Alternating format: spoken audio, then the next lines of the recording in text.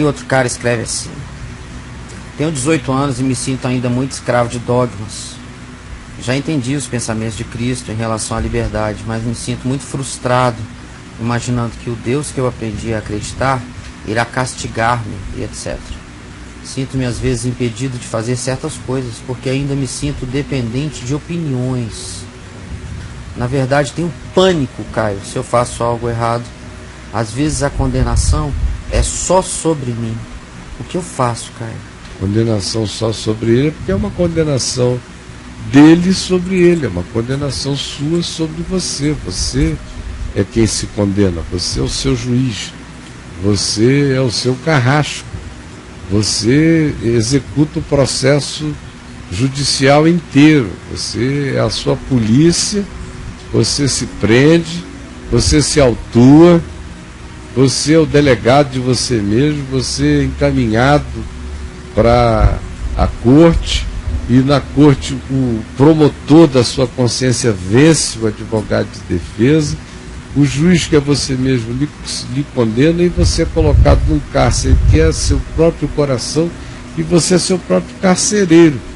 Esse é o processo de toda a alma humana, que é levada pelo medo, pela culpa, por todos esses mecanismos da existência de Deus sem graça, que é a religião sem Deus, que é o Evangelho sem Cristo, sem cruz, sem sangue, sem a solução radical da graça de Deus, na qual nós estamos incluídos e na qual nós fomos feitos pela fé, justiça de Deus, pela qual nós estamos absolutamente reconciliados com Deus, sem que essa pacificação nos atinja anteriormente a qualquer coisa, sem que a gente diga: justificado eu estou por meio da fé em Cristo Jesus, isso de todo o coração, sem jactância, mas quebrantadamente consciente, dependente e descansado nessa fé, nessa certeza, sem que isso primeiro se instale. Não há nenhuma paz pela qual a vida possa se organizar em nenhuma outra perspectiva depois. De modo que, meu amigo e meus amigos em geral que estão me ouvindo aqui, o que falta mesmo, na base do coração de praticamente todo mundo que está aqui me ouvindo, é evangelho na base do ser. Porque nós não fomos construídos a partir da pedra angular do Evangelho de Cristo.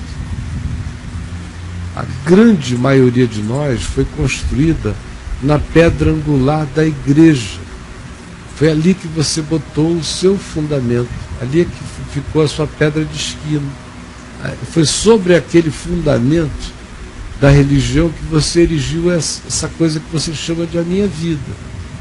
E aí, ali habita, nessa pedra de esquina, é a pedra da falência, da culpa, do medo, do inferno, da condenação, de tudo que só lhe vem como perturbação, nunca como descanso e paz, no mínimo como uma vigilância completamente neurótica e angustiada, ou como uma santidade santarada que as pessoas vão experimentando. De um outro lado, nessa mesma pedra que não é a genuína, é uma falsificação, que é a religião como pedra de esquina, vem surgindo no coração do indivíduo cada vez mais essa ideia de que a bênção de Deus é dinheiro.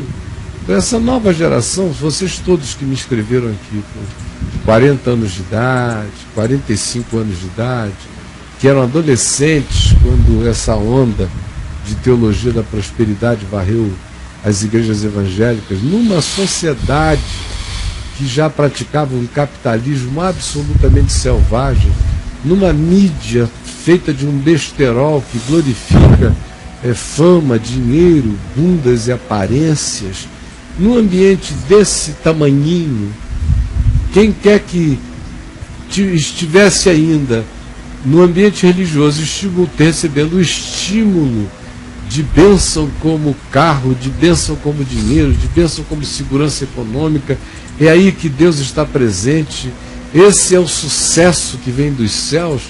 Ora, esse tipo de fundamento não gera outra coisa senão pessoas assim.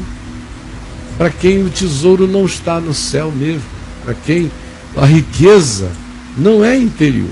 Isso tudo é bobagem, isso tudo é idiotice. O que tomou conta da espiritualidade que está à nossa volta é aquilo que Paulo denuncia em 1 Coríntios, no capítulo 10, que é: comamos e bebamos, porque amanhã morreremos. E mesmo quem diz que é de Jesus está nessa, ainda quando assim não confesse, porque o horizonte de quase todo mundo se tornou esse. Só se preocupam de coisas terrenas. Não foi isso que Jesus disse na parábola do semeador, quando ele diz que uma semente o diabo vem e arranca, aí uma outra começa a querer crescer, dá assim umas expressões de alegria, mas por baixo o chão é pedregoso. E aí, quando vem as perseguições da vida, o indivíduo morre, os contratempos, as intempéries da existência de qualquer dimensão, ele morre porque não tem raiz. Aí tem aquele outro que cai entre os espinhos. O evangelho começa a querer crescer ali, mas ele vai sendo sufocado, é esse estado. E Jesus disse que esses espinhos, entre outras coisas, são as preocupações deste mundo. O amor ao dinheiro é um desses espinhos poderosos que vai sufocando o evangelho. Ele não faz fotossíntese, não tem luz para ele aí, nessa cobertura que vai blindando tudo. É a raiz mesmo de todos os males. Então as induções são de todos os lados, ainda vem de dentro da nossa natureza. Quanto menos Deus em mim, mais inseguro eu me torno. Quanto menos confiança na graça de Deus que me sustenta, que me ampara, mais eu procuro ser o Deus de mim mesmo. Mais o meu ventre é o meu próprio Deus, mais eu me garanto com o que eu posso dizer: eu como e eu tenho para comer e eu tenho guardado para me alimentar e viver segundo as categorias de sobrevivência ou de vida excelente neste mundo. Aí o Deus é mamon mesmo. E a gente vê isso nos pretextos que as pessoas vão encontrando para irem cultuando a sua própria usura, mas buscando álibis para ela.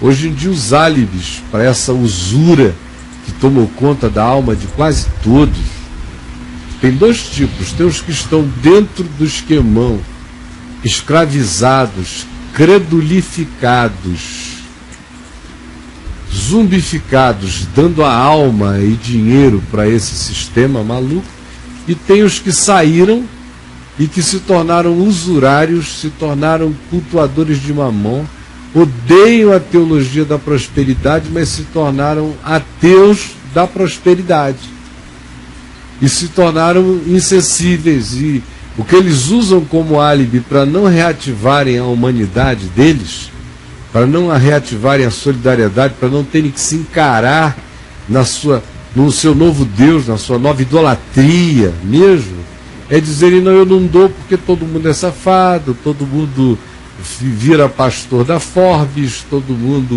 usa e abusa, só tem cretino, então eu não vou ajudar causa nenhuma, não vou ajudar nem a igreja, nem vou ajudar o pobre, nem vou ajudar nada, nem vou meter a mão no bolso para socorrer nenhum desconhecido, porque deve ser grupo, tudo é grupo, tudo é armação.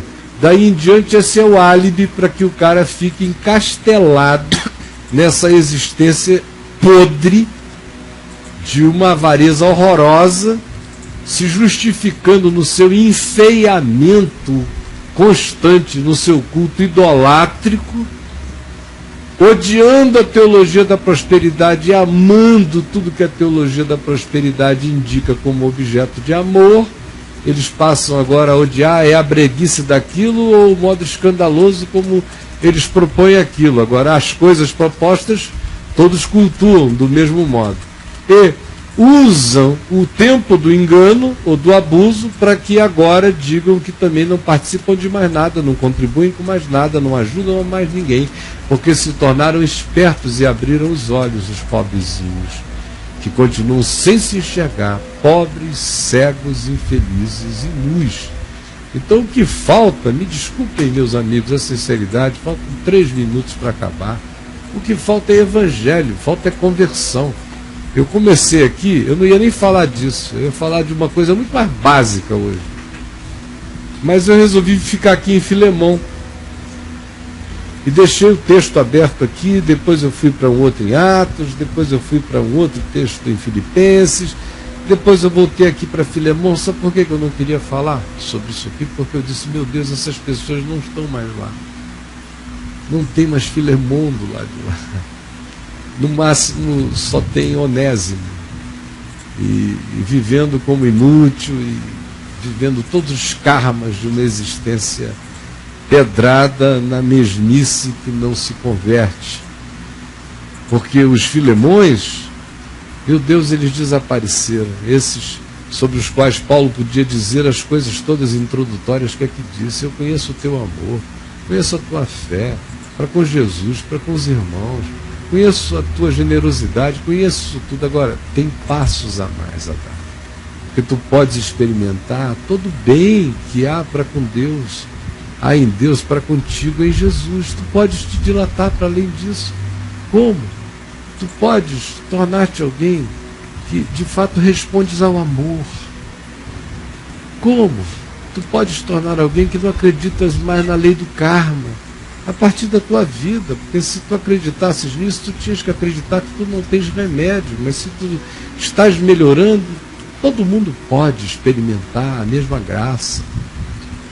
Como que você pode ir para além disso? Como é que você pode viver assim, para além do que você já alcançou, para além desse Filemão bom? Como é que esse Filemão pode se tornar lindo e melhor, praticando uma bondade livre, que é tudo aquilo que procede da liberdade do coração? Como é que você pode ir além disso, não tendo mais nenhuma relação de escravos? Como é que você pode ir além disso, transferindo honra, graça, a mesma que você tem recebido em Cristo, transfira para todos os homens? Como é que você pode ir além disso, declarando que ninguém deve nada a você? Aí você deu esse passo.